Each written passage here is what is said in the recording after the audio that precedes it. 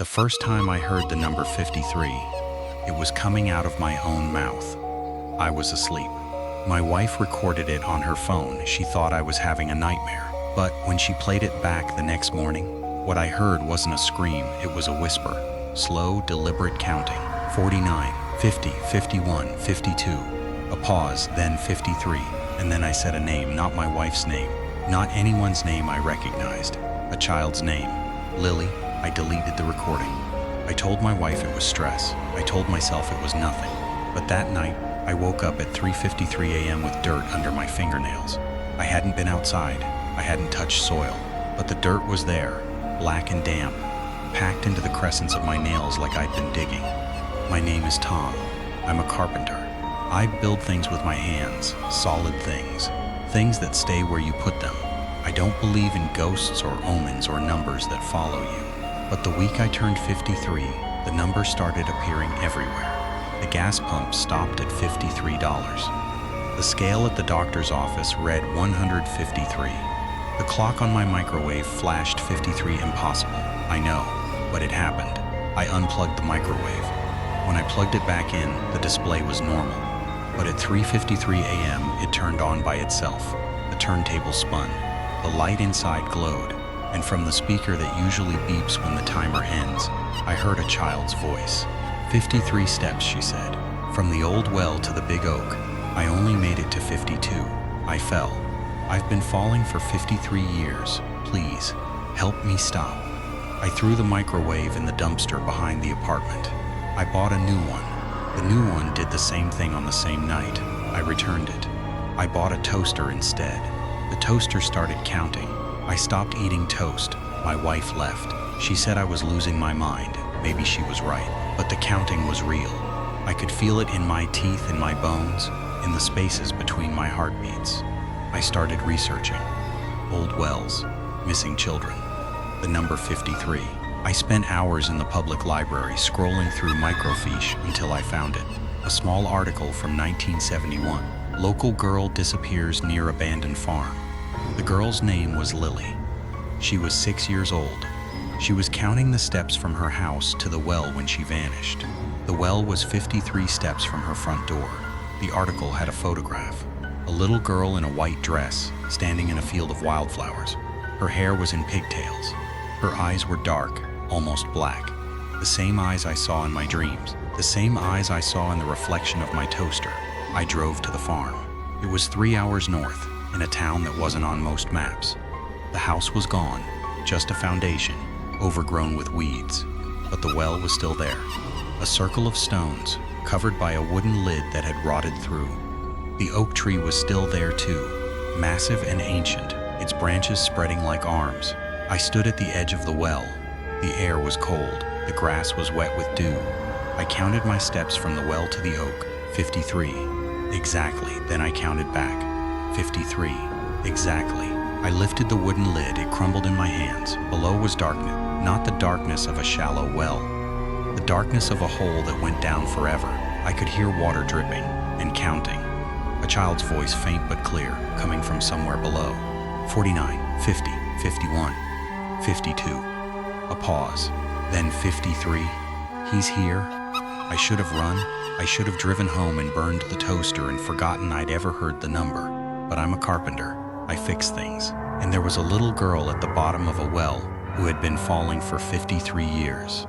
I climbed down. The stones were slick with moss. The rope I'd brought was old, but it held. I descended slowly, hand over hand, my feet finding footholds that felt like they'd been waiting for me. 1, 2, 3. I counted without meaning to. 4, 5, 6. The walls were close, brushing my shoulders. 7, 8, 9. The air grew warm. The smell of rot was replaced by the smell of flowers. Honeysuckle. Lilac 10, 11, 12. The walls began to change. They were no longer stone. They were wood. Planks like the walls of a house. And on the wood, drawings. Stick figures. A well. An oak tree. A little girl with pigtails. And the number 53 over and over in every color, every stage of fading. 13, 14, 15.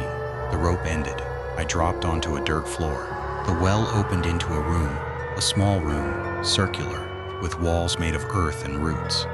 In the center of the room, sitting on a wooden crate, was the girl from the photograph. White dress, brown pigtails, dark eyes. She was holding a piece of chalk and drawing on the dirt floor. Numbers, 53 in a circle around her. She looked up when I landed. She didn't smile. She didn't cry. She just stared at me with those bottomless eyes and said, "You're 53. That's the number. 53 years old. 53 steps from the well to the oak. 53 years I've been waiting for someone who was born the same year I fell." "I wasn't born the same year," I said. "I was born in 1971. The same year you disappeared." She tilted her head. "You were born the day I fell, I remember. I was counting and I heard a baby cry. From the house. From your mother. You were born at the same moment I hit the water. Our lives crossed. And now you're here." She stood up. The chalk fell to the ground and broke into 53 pieces. "I've been trying to climb out for 53 years, she said. "But every time I get to step 52, the walls close in. The dirt falls. The rope breaks. I can't reach the top. I can't say the last number, not alone. What do you need me to do?" "Climb with me. Count with me. And when we get to 53, you say it first. Then I can say it. Then the well will open and I can go home." "Where's home?" She pointed at the ceiling. Through the dirt and roots and stone I could see a light. Faint, golden, the light of a late afternoon sun. "Up there. The house is gone, but my mother is still there. She's been sitting on the porch for 53 years. She's old now, she's gray, but she never stopped waiting." I looked at the light. I thought about my own mother, who died when I was 20. I thought about the things we leave unfinished, the promises we break, the numbers we never say. I took the girl's hand. It was cold, so cold. We climbed 1, 2, 3. The rope was gone, but the walls had handholds, ledges and roots and stones shaped like steps. 4, 5, 6. The girl climbed beside me, her white dress brushing against the dirt. 7, 8, 9. She was stronger than she looked. Faster. Her bare feet found holds I couldn't see. 10, 11, 12. The walls began to whisper. Voices, hundreds of them, counting along with us. The other children, the ones who had fallen down other wells, other stairs, other frozen ponds. They were climbing too, in their own wells, in their own darkness, hoping that if we reached 53, their numbers would be finished too.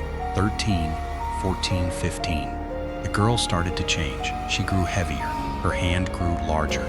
She was aging just as she had in my dreams. 16, 17, 18.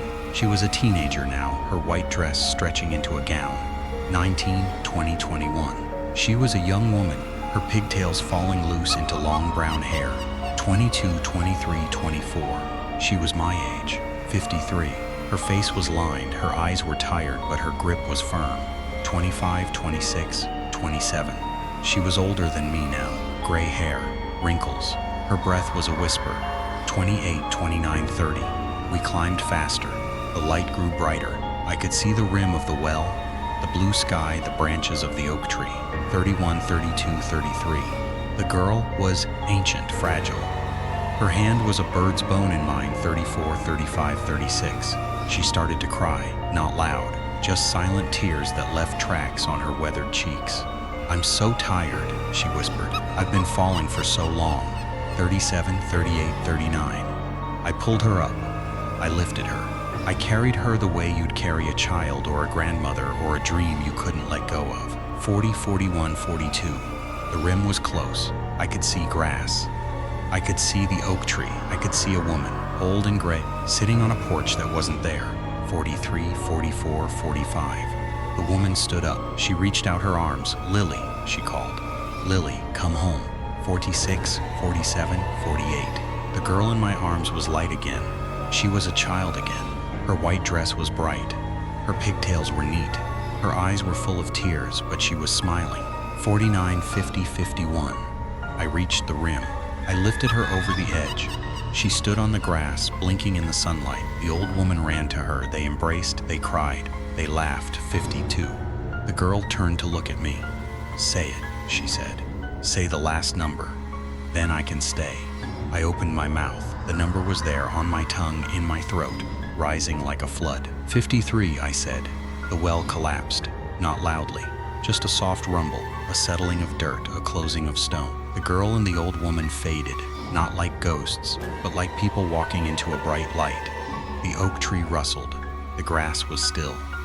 And I was alone in a field, standing next to a pile of rubble where the well used to be.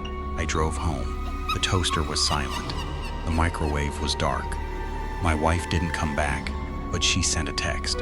She said she was glad I was okay. I didn't tell her about the girl. I didn't tell her about the well. I just said I was fine. That was a month ago. I'm 53 now. I'll be 54 soon. I don't dream about Lily anymore, but I dream about the other children. The ones who whispered from the walls, the ones who were counting along with us, hoping that our 53 would be their 53. It wasn't. They're still falling, still counting, still waiting for someone to climb down into their wells and say the last number.